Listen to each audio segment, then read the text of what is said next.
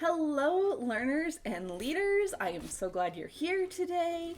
It is getting pretty close to Christmas, and I think it's time to make some ornaments. You want to make ornaments with us? Come on, let's go.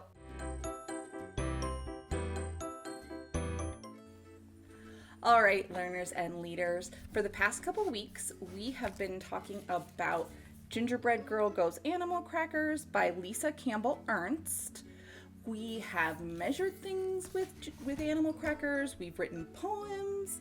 We went to a bakery. We looked at Christmas lights. If you want to do those activities but you haven't had a chance to do them yet, have your grown-up go to my website. I'll put the link in the description and look at my Gingerbread Girl Goes Animal Crackers activity packs. Now we are going to do something a little bit different. We're going to make gingerbread. But we're not going to make gingerbread that we eat. We're going to make gingerbread that goes on our trees. So let's get started. All right, let's grab our supplies. Let's see what we need. First, we need some cinnamon. We're going to need a lot of cinnamon for this recipe, so I got mine at Sam's. You could get it at Costco too. Bulk is probably going to be the best way to go because cinnamon can be pretty expensive. We're going to need some applesauce. We need about 3/4 of a cup, so it's about 3 of these little containers. Or if you have applesauce lying around, you can just use the big container. We're going to need glue. Just plain white glue is great. We're going to need some cookie cutters. You can use whatever shape you want. I am going to use a gingerbread girl to match our gingerbread girl story. We are going to need a straw to poke a hole in our ornaments to hang them from the tree. We're going to need a rolling pin and some paint and decorating supplies. You'll also need a bowl, some measuring tools, a cookie sheet, and a spatula. Okay, we are going to get our stuff measured and get it all together. We have a few different measuring tools here. We have a big 1-cup measurer. We're going to measure our cinnamon with that. We have a small 1/4 cup measure. We're going to use 3 of those for our applesauce. And we have a set of measuring spoons. We're going to use those for our glue because we only need a little bit of glue. As we measure, we're going to pour into our bowl. We're going to measure carefully. So here's our cinnamon. Pour that in. Ooh, look at those fluffy clouds of cinnamon. And like I said, this uses a lot of cinnamon, so grown-ups, don't use your good cinnamon on this, your good expensive cinnamon. Okay, that looks like about a cup to me. We're gonna pour that in. All right. Then, like I said, we're gonna measure 3 1/4 cups of applesauce. That makes 3/4 of a cup. So we're gonna pour that in. There's 1. Oh, I need to open another cup. I'm going to set this gently in here.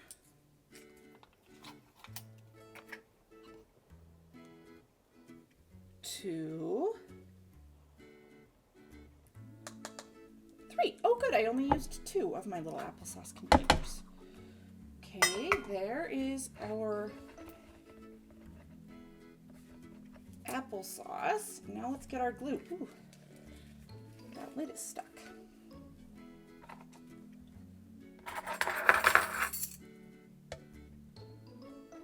All right, and we need 2 tablespoons of this. A tablespoon is the biggest spoon in your measuring spoon set. I'm going to do 1.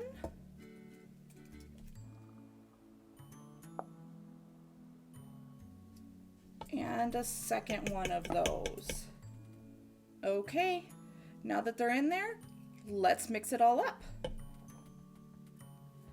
All right, we have everything together, and now we're gonna mix it up until it forms a ball.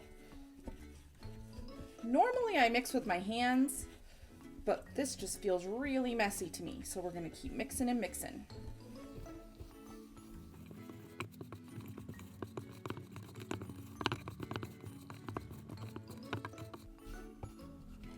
And then once it's mostly mixed, I'll go ahead and get my hands in there to get it fully mixed up.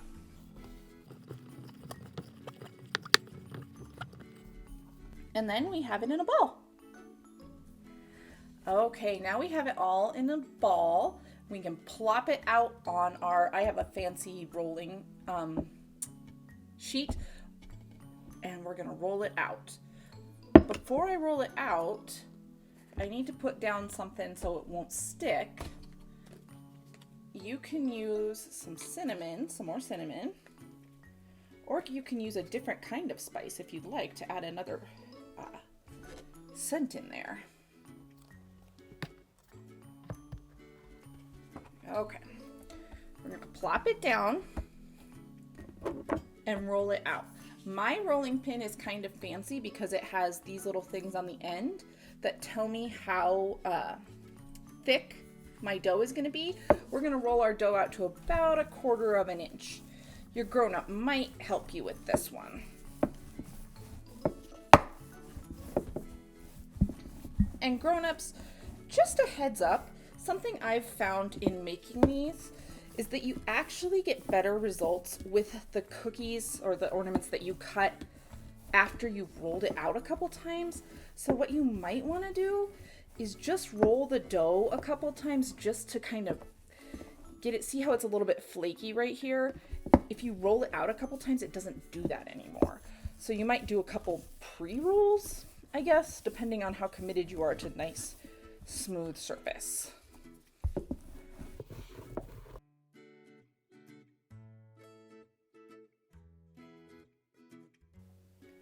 Once we get our dough all rolled out, now we can take our cookie cutter. Like I said, I'm using a little gingerbread girl. You use whatever you want. And I am just gonna push it down, maybe give it a little wiggle to make sure it goes all the way through. And then we're gonna keep pushing and get as many little gingerbread girls as we can out of this set of dough.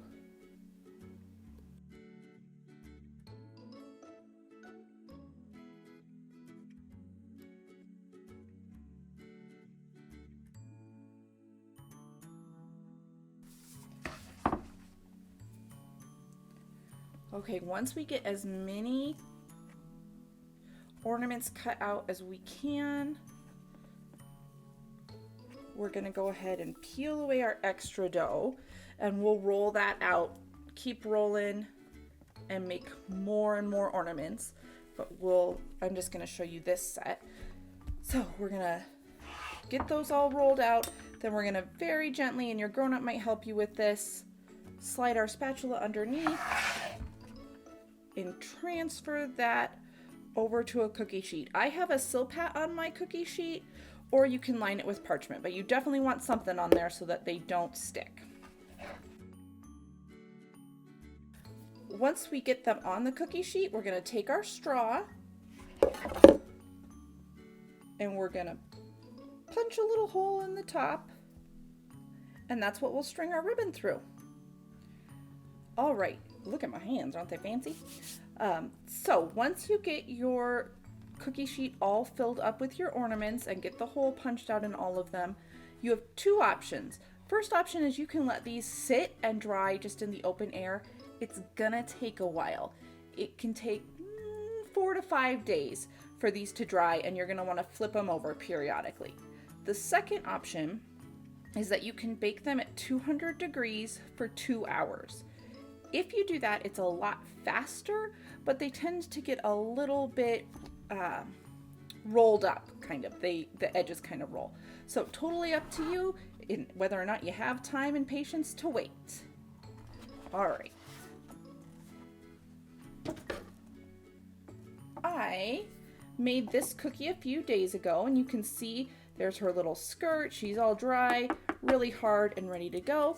We have two options. We can leave our little gingerbread girl as she is. Isn't she so cute? Or we can decorate. I have a couple of paint pens, and I also have some puffy paint. It's totally up to you. Use whatever you want. You could glue pom-poms on. You could glue sequins on. You do whatever is going to make that gingerbread girl yours.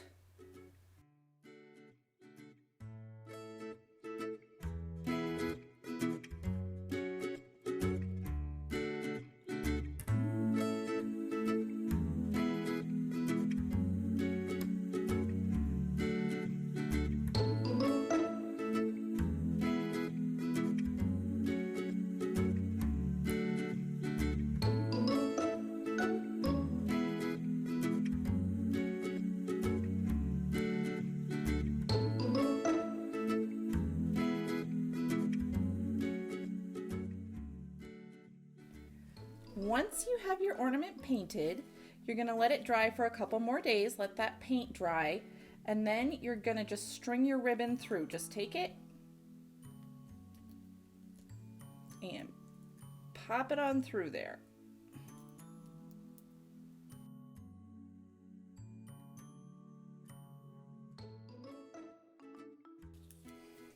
And that's it. You have an ornament for your tree. Learners and leaders, great job. We pulled together all our ingredients. We carefully measured them out. We mixed them all up, rolled them out, cut out those ornaments, waited a couple days for them to dry, and then painted them, let them dry again. And now we have beautiful, delicious smelling ornaments that we can hang on our tree or give as a gift to someone else. I bet there are people in your life who would love those. Grown-ups, just a reminder, I always do a blog with step-by-step instructions. So you can check the link down in the description below for that. I hope you had such a fun time making those ornaments. Go ahead and click like and subscribe to come along next time we do something fun, and share with a friend so they can come along too. Have a great day, learners and leaders.